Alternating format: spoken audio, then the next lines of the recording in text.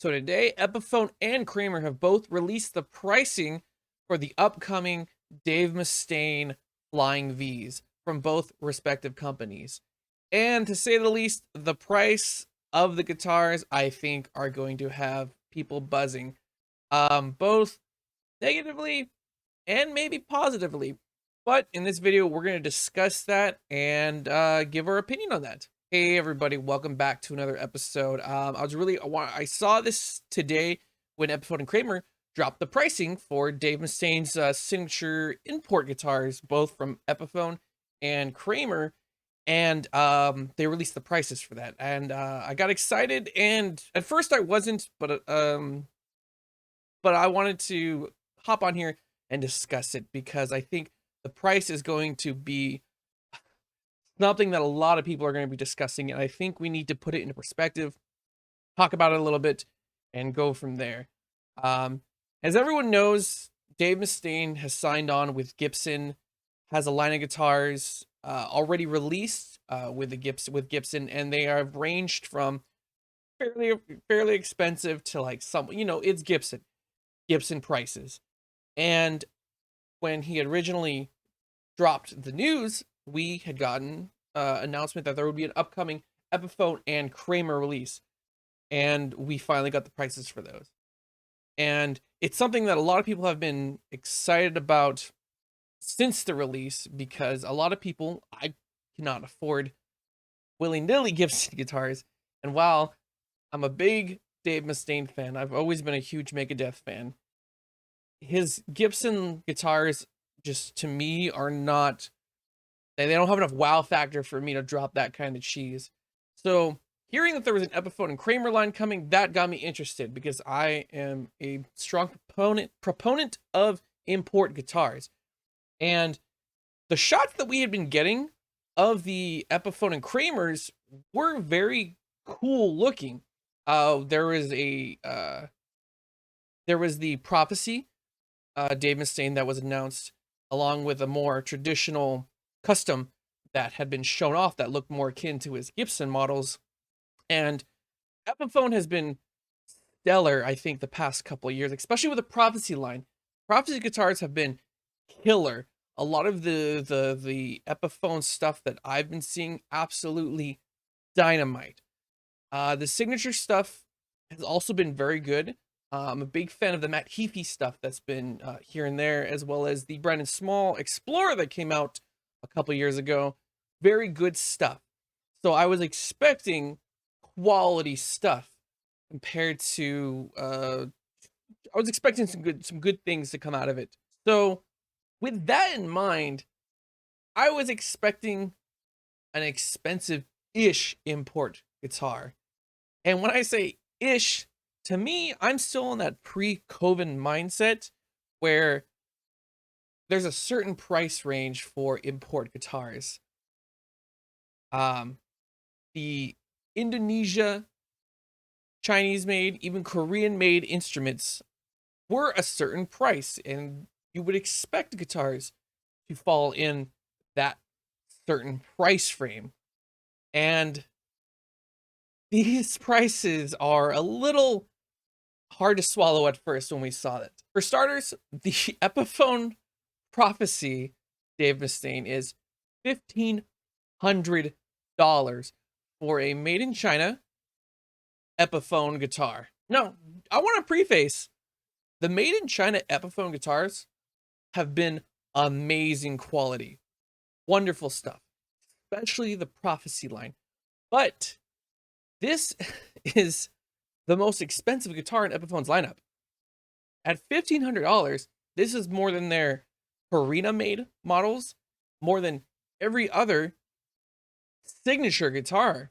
So you got to step back and think, are we paying for the name more than what you're getting?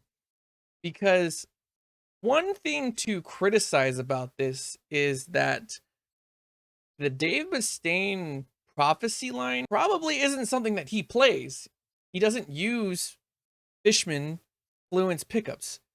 And the more expensive model does not have his signature pickups in it, which I believe are in the $1,400 $1,400 custom Epiphone. So you're paying $1,500 if you get the Prophecy for something that isn't necessarily a signature that he would be using. Not to say I don't think he would be even using the Epiphone. And there's nothing wrong with that, right? We know that they're not using the import models if he has it's meant to be an affordable alternative. I just find it weird that the Prophecy is so much money compared to the non-signature regular Flying V, which of course is a different shape. You have the different headstock, different design, at $900. I don't know if extra $500 and $600 is worth the price that you're paying to get the Epiphone or the Explorer style headstock and Dave Mustaine's name on it. The custom does have his signature pickups, I believe. So for $1,400, it feels more close to the Gibson model, while the Epiphone feels more of an interpretation of it.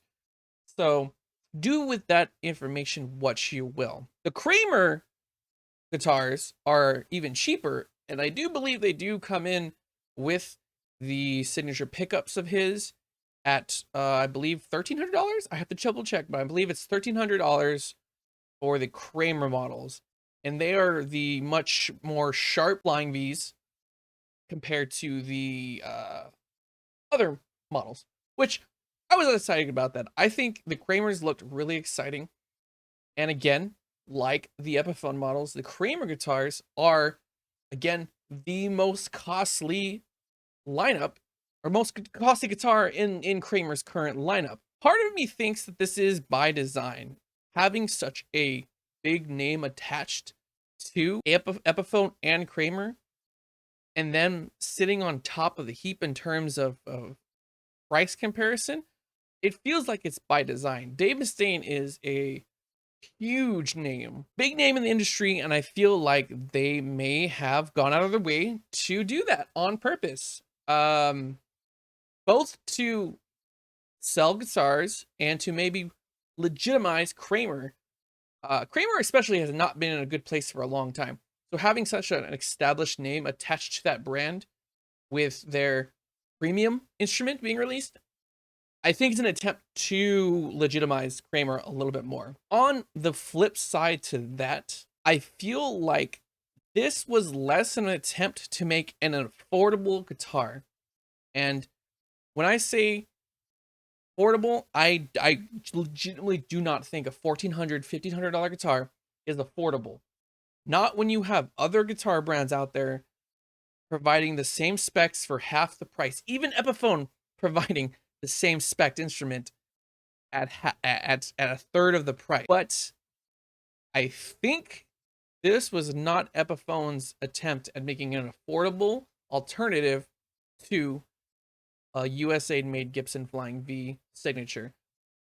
This is just my opinion, but I think Epiphone did this at this price point, both because the name commands that level of asking price.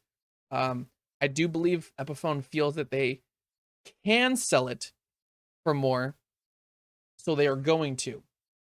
On top of that, I think the added attempt is to legitimize the premium import. Make no mistake, import guitars are the future. High-end import guitars are the future. This is what people are buying. People are paying those prices. You can look at Ibanez. You can look at Schecter. You can look at any other high-end brand that does imports, and they are making money selling these imports. Epiphone has struggled, I think, in the past to separate the import being a bad thing. And I think this is another volley on their part to further separate that notion with releasing a high end import with a very high profile person attached to that guitar. Because you have the Tool signature, you have, of course, you have the Matt Heafy signatures, the Brendan Small. These were recent ones that were all very successful, very well done. But Dave Mustaine is definitely a cut above that in terms of a signature artist. And I do firmly believe that Dave Mustaine moves guitars. As far as I'm aware, all of his guitars have always been very popular, going back from the LTD models when he was with ESP LTD, the Dean guitars when he was with Dean, very, very awesome stuff. And so I feel like Epiphone wants this to be a premium product and not an affordable product. And they're advertising it as a more affordable alternative, which it is. By all means, I think that the Epiphone and Kramer models are a more affordable attempt if you are a big Megadeth fan, specifically Dave Mustaine fan, and you want that Gibson experience in an Epiphone model or on an Epiphone price. Now, that being said, I don't consider this an affordable instrument, but that's just comparing it to other imports that Epiphone currently sells, not barring the competition. And there are other situations that are arising where this might be the norm, where signature import models are becoming out of an affordable range. For example, the Paul Gilbert PGM 50, I think, is priced at $1,400 as well. And that is a premium Ibanez import. No real difference, in my opinion. One's in Indonesia. I mean, the Epiphone is from China. Again, though, China does not make bad instruments. There's, of course, that stigma that is going to be very hard to shake still, of the import being less than. But I don't think this is a situation where we're getting less than what we're paying for. But I do think people are going to be paying a premium if you want this Dave Mustaine signature from Kramer or Epiphone. Now, the real discussion that I'm going to see a lot of this is this good or is this bad? I'm going to be real. I was looking forward to this guitar, and I was expecting a $900,000, maybe even $1,200 price tag on the high end because of similar price stuff. $14 to $1,500 for the Epiphone is a bit of a disappointment because that is quite a big chunk of change. I don't necessarily think it is bad, but on my opinion, I think we're paying more for who it's from versus what you're getting based on the specs. But that being said, I do think this will be a net positive for Epiphone and Kramer because these instruments will sell. I do not think this is a poorly planned business decision. I do not think this is a bad business decision. I think this is going to propel their ability to market and sell import guitars. It's going to help legitimize that concept. Maybe not a lot, but I think it will push that concept forward because we're going to be getting high-end premium import Epiphones, whether we like it or not. Well, if we don't like it, people won't buy it. But them pushing this price tag is probably a reaction to how well their previous import signature stuff has been doing. So I expect this to be the norm going forward. And if the Dave Mustaine Epiphones and Kramer sell well, which to be honest, I think they will, I think we're going to see more of a push for getting bigger names from import models. And it will vary, I think, depending on how the market reacts. But we can expect this price to become normal for the high-end spectrum of import guitars. I think slowly but surely the days of Epiphone being a cheap brand is coming to a close, and they're going to be moving into their own version of Gibson overseas. If they're going to be an import version of Gibson, no longer just the cheap Gibsons. They want to be their own company. Much same thing with Kramer. I think Kramer wants to be a more edgy, modern metal brand versus Gibson. And Kramer has had a lot of trouble finding its footing in the modern era. So I think this is also an attempt to try to attract more attention to that brand. So we'll see. Anyways, I just wanted to talk about this real quick because I know inevitably the price is going to be what's discussed a lot about these guitars. On paper, these are incredible guitars. The specs are amazing on them. I think given what we've seen with previous Epiphone lines, they're gonna play great, they're gonna sound great, they're going to be great guitars. It's just in question if it's worth that price to pay for them. And I think if you're a fan of the music, if you're a fan of Dave Mustaine, a fan of Megadeth, that's an easy yes. But if you were looking for a value high-end guitar, these are going to be questions that need to be answered. And again, we'll have to wait until we get them in our hands, play them to check them out. I'm still honestly on the fence, but I'm leaning towards getting one. I think the custom is very cool. It's a very cool. I initially wanted the Prophecy, but it being the more expensive version, I think I'll just get the slightly cheaper one that resembles Dave Mustaine's signature. It is a unique instrument. It's the only flying V that's like it's the only flying V in the Epiphone lineup that you're gonna get that Explorer headstock. I don't know if it's enough for y'all out there, but to me it's enough to be unique. So I'm pretty excited about it. I think I'm gonna pick up one if finances allow it. But all in all, I would love to hear your thoughts in the comments. And if you made it this far, if you're still watching, thank you so much. We're gonna try to have some more content going forward. Again, I say that every video. More gear reviews, more guitar reviews. I'm gonna be doing some more demos here and there. I'm gonna try posting more frequently besides once or twice a month. In the meantime, thank you so much for watching.